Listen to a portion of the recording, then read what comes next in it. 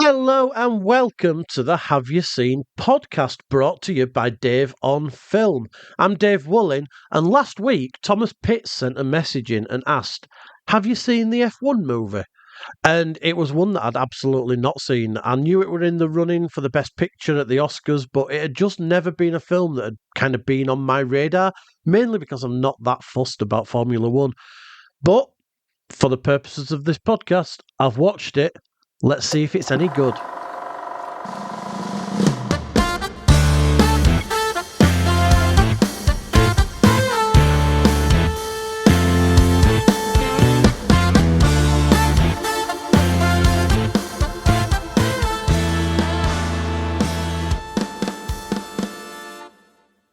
So first of all, I want to thank Thomas for emailing in and asking, "Have you seen?" Because that's what this is all about. If you've got a film out there that you're really passionate about, that you really want others to watch, or you want me to watch and talk about, maybe it's something that I've not seen, maybe it's something that you've not seen that I've recommended, and we can talk about it that way. We can get you on the show, or if you want, we can converse on text, and I can read out your emails, which is exactly what Thomas has done. So what I'm going to do is, so I've watched the F1 film. I will reserve my judgment until after. What I'm going to do is I'm going to read word for word what Thomas has said. Now, Thomas is a massive, massive F1 fan. So I'll give you kind of all the context behind it and what he thinks about it. So before I get into it, so F1 is the big film that came out last year, starring Brad Pitt as kind of an aging race car driver who wanted to get back into the game, and he ends up effectively getting back into the F1. But he's an aging driver, and there's the kind of the young upstart who's on the team, and it's kind of about their little battles between themselves and things like that. So I'll get into it in a bit more. But what I want to do first is I want to read the full message that Thomas sent. So this is quite long, but he's very passionate about it, and I absolutely love when somebody's so passionate about something and they're just right about it. So this is Thomas's message. I will read it in full. So here's some context.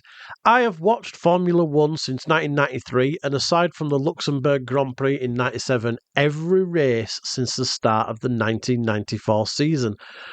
There have been 1,149 Grand Prix since the championship began in 1950, and I've watched 599 of them live. The upcoming Australian Grand Prix, so I say upcoming, but when he sent this, the Australian Grand Prix on the 8th of March has now happened, and that was his 600th. So he's watched just over half of every F1 race that's ever been run. You might say I'm invested. So yeah, I was looking forward to this. I've seen other racing films.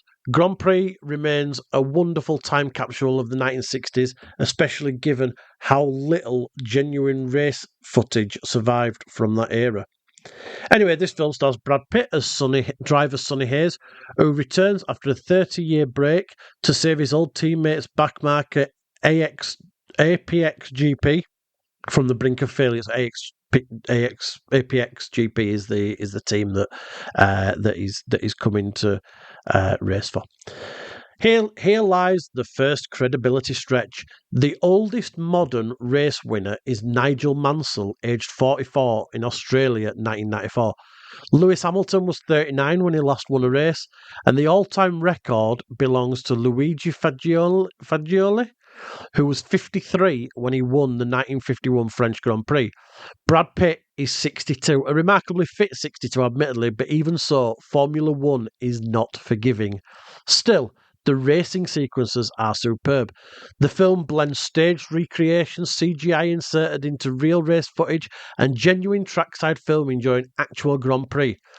One recreated accident clearly nods to Martin Donnelly's horrific 1990 crash. There are clever digital swaps too. Sonny Hayes overtaking Max Verstappen at Monza is actually Charles Leclerc's move, and Hayes passing Leclerc in Mexico is lifted from Hamilton. Pitt is alongside F1 drivers in F1 cars at F1 tracks. It's an F2 car. Now, this is also an impressive feat. The film bought six F2 cars and modified them. There's a massive commitment to how it was made. The onboard footage is particularly impressive. Modified camera housings basically use the iPhone 15 Pro technology to capture authentic driver perspectives. The result is immersive and visceral. The shots in the film of Pitt standing alongside the likes of Lewis Hamilton and Max Verstappen were real. It meant that the crew had narrow time slots to shoot in, and the actors had to get things right first time, which is impressive. Visually, it's stunning. I have never seen Formula One look so cinematic. The sport is presented at its most glorious and dramatic. And yet, the plot is entirely predictable. The aging Maverick redemption arc, the friction with the young hotshot teammate, the inevitable turning point, none of it surprises. If you've seen any sporting drama, you know the beats. Sonny Hayes is also difficult to warm to. The script leans into an outdated, laddish tone that feels closer to Formula One in the 1990s than the modern paddock. Given that real female engineers reportedly advised on the film, some of the character interactions feel oddly regressive. Then there is the sporting integrity. Formula One is one of the most tightly regulated sports in the world. The casual rule bending, strategic manipulation, and the absence of stewards' intervention simply would not happen. The FIA would be involved within minutes. Then that lack of consequence puts knowledgeable viewers out of the moment. So, did I enjoy it? Yes.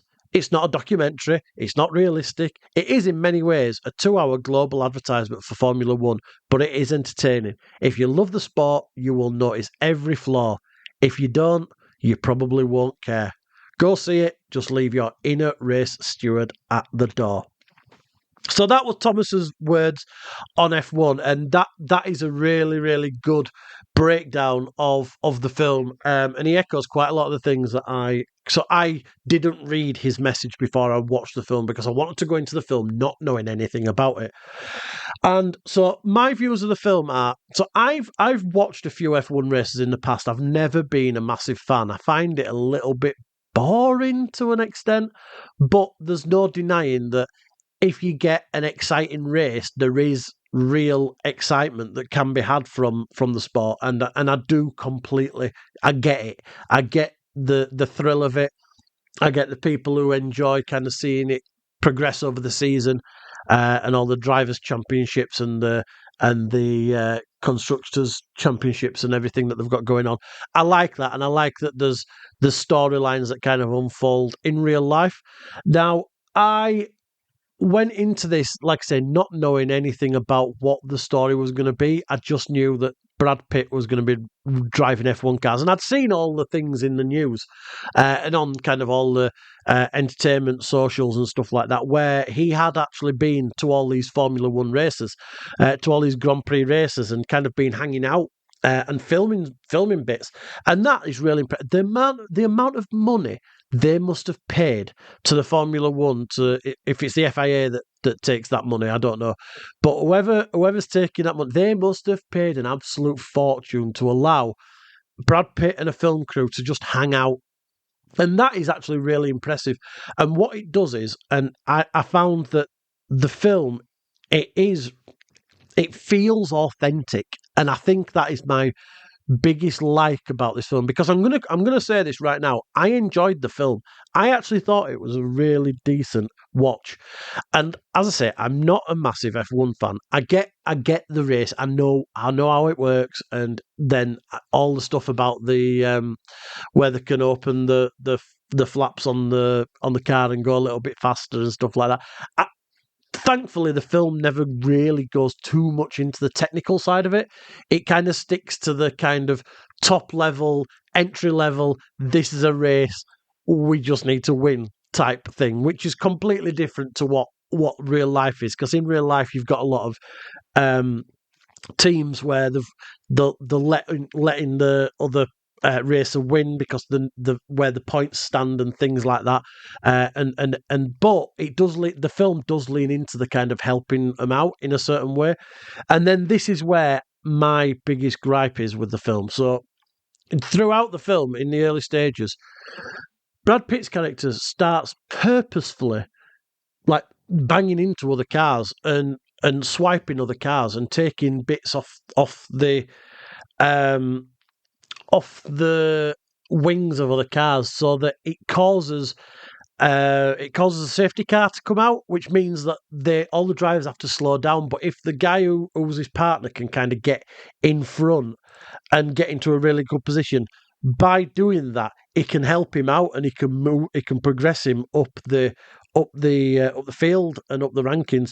Now, this was the thing for me that was just felt a little bit too Hollywood and a little bit too like this is never going to happen in real life. And surely there's going to be massive sanctions on a team if you've got a teammate purposefully cheating to cause. And I know I'm not going to get into the politics of what's happened in real life in the sport because stuff like this has happened, I believe, where people have been.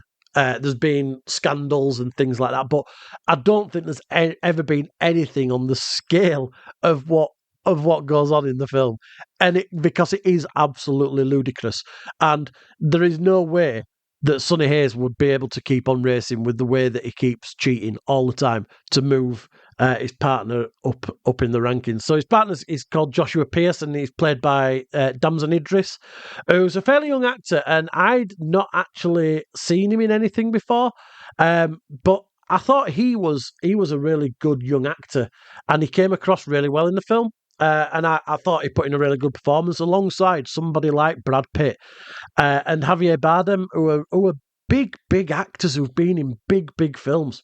And I think that Damson Idris really held himself against those bigger actors.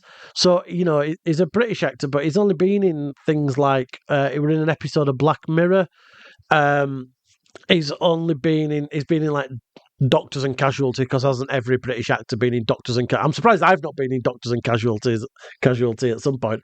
But yeah, so I think he's a revelation, and I hope he goes on to have a decent career because he is really good in it. But I mean, it's Brad Pitt's film. I think that Brad Pitt's love for the sport really shines through, and I think it's obvious that it shines through. And the kind of, so I like a sport film where it's an underdog story, and it's can he get good enough to do it, and is he gonna make himself better, and can he do the training? It's a little bit like a Rocky film. Watching a Rocky film, it's your underdog story every time, and that's what this is. Sonny Hayes is an underdog, and he should never be able to win a race. And like Thomas said in his email, the age of Brad Pitt at 62, his body just wouldn't be able to cope with what the sport demands. But at the end of the day, this is a film, and I think as a casual viewer, I was able to just completely remove myself from the sensibilities of what would happen in real life.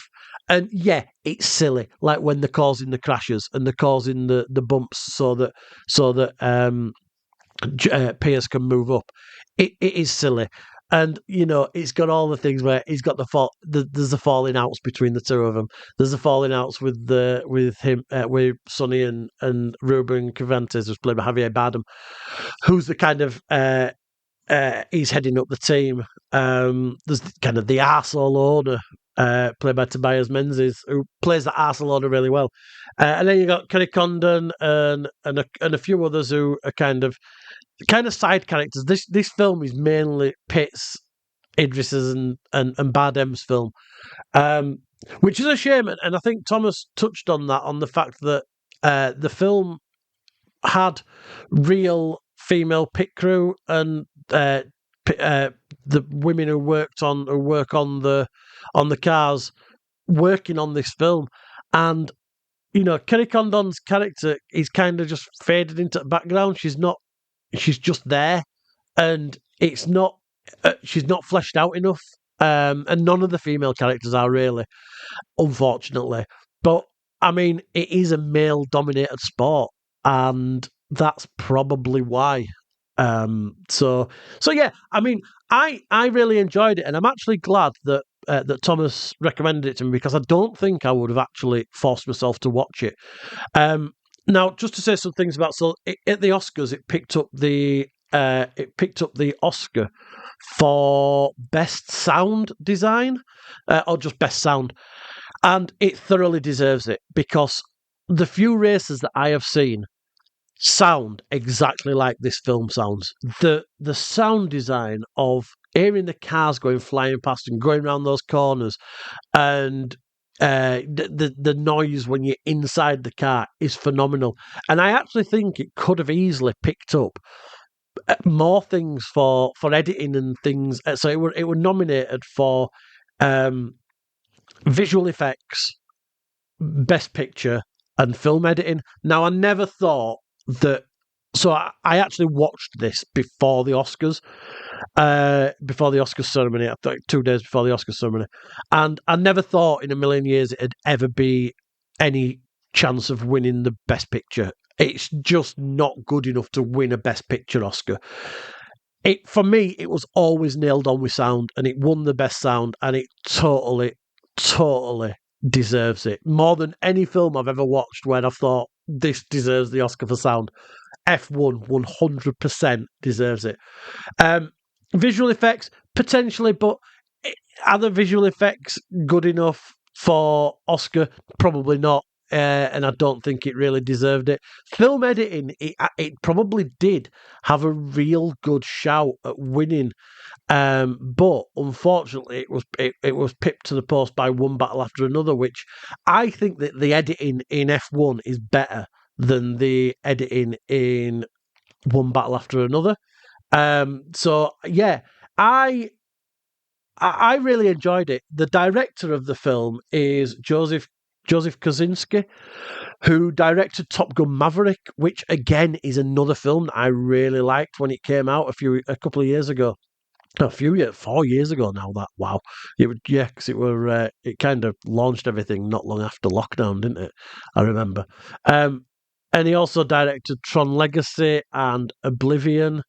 So he's got some quite decent big movie chops about him, and I thought that he did a pretty good job. I think the story lets it down a little bit. It is just your typical underdog story, and so we're going to talk spoilers. And obviously, you probably wouldn't have been listening to this if you've not seen the film.